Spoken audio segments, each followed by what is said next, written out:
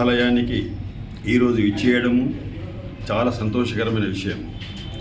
నెక్కలు వేసుకొని వచ్చిన దశ నుంచి మళ్ళీ 72 ఏళ్ల వయసులో ఇక్కడికి నేను రావటము, నేను సరస్వతి దేవాలయానికి వచ్చినట్టుగా భావిస్తున్నాను. ఇక్కడ ఉన్నటువంటి కమిటీ మెంబర్లు అందరూ కూడా నాకు చిరకాల మిత్రులు. పుస్తకాలు చాలామంది కొంటుంటారు, దాచుకుంటారు, లేదా పాత పుస్తకాలు వాటికి అమ్మేస్తూ ఉంటారు. అలా అమ్మేసి పకోడీలకు, మిరపకాయ బజ్జీలకు పొట్లాలు కట్టడం కంటే గ్రంథాలయాలకు ఇస్తే మనలాంటి మేధావులకు, కాబోయే మేధావులకు, చాలామందికి, లక్షల మందికి ఉపయోగపడతాయని చెప్పి నేను భావిస్తూ, నేను ప్రాణప్రదంగా నా పిల్లల్లా చూసుకున్నటువంటి పుస్తకాలను ఈరోజు బాపూజీ వచనాలయానికి ధారాదత్తం చేస్తున్నాను. ఇందులో గొప్ప పని నేనేం చేయటం లేదు.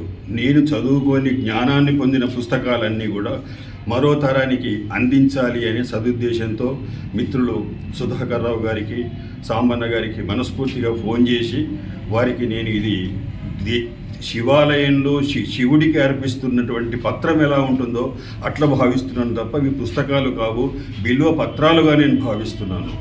నాకు ఈ అవకాశం ఇచ్చినటువంటి బాపూజీ వచనాలయ కమిటీ సభ్యులందరికీ కూడా నేను ధన్యవాదాలు తెలియజేస్తూ, ఎవరి దగ్గరనైనా ఇంట్లో పుస్తకాలు ఉంటే చదివేసినవి అలా అలంకారంగా ఉంచుకోవడం కంటే అందరికీ అందిస్తే రానున్న తరాలకు మనము మేలు చేసిన వాళ్ళం అవుతాము.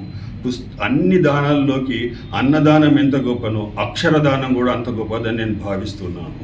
నాలాగే ఎవరైనా మిత్రుల ఇంట్లో పుస్తకాలు ఉంటే గ్రంథాలయానికి అందజేసి భావి తరాలకు ఉపయోగపడాలని మనస్ఫూర్తిగా కోరుకుంటూ నేను ఒక్కటి చెప్పదలుచుకున్నాను.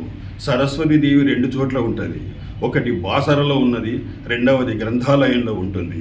ఈ గ్రంథాలయానికి పుస్తకాలు ఇవ్వడము అంటే అమ్మవారి పాదాలను మనము అర్చించుకోవడంలానే భావిస్తున్నాను. ఈ అవకాశం కలిగించిన మిత్రులందరికీ ధన్యవాదాలు. అందరికీ శుభాకాంక్షలు. నమస్కారం. బాపూజీ వచనాలయం మెంబర్స్ అందరూ కూడా ధన్యవాదాలు తెలియజేస్తూ, అలాగే మా ట్రస్టీ మెంబర్స్ అందరూ కూడా ధన్యవాదాలు తెలియజేస్తూ, మరి ఈరోజు మా బాపూజీ వచనాలయానికి మరి వివి చందన్ రావు గారు, మరి ఆయన దగ్గర ఉన్నటువంటి విలువైన బుక్స్, ఒక మంచి పెద్ద కవి, మంచి కవి, అటువంటి కవి ఈరోజు ఆయన బుక్స్ ఇచ్చిన ఉన్నటువంటి బుక్స్ అన్నీ కూడా ఈరోజు బాపూజీ వచనాలయానికి ఇవ్వడం చాలా సంతోషకరమైన విషయం.